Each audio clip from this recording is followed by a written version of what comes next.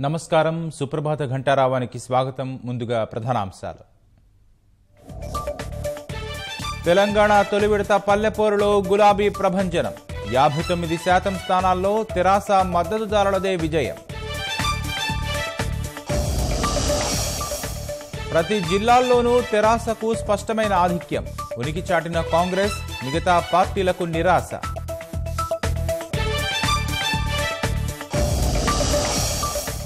ఆంధ్రప్రదేశ్లో కాపులకు 5% రిజర్వేషన్లు. ఈబీసీ కోటాలో సగం కేటాయిస్తూ మంత్రివర్గం నిర్ణయం.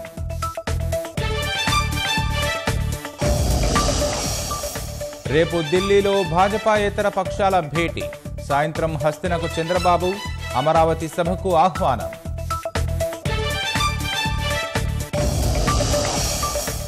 ఈవీఎంలపై సైబర్ నిపుణుడు సయ్యద్ షుజా దుమార్. 2014లో హ్యాకింగ్ ద్వారానే భాజపా గెలిచిందని ఆరోపణ.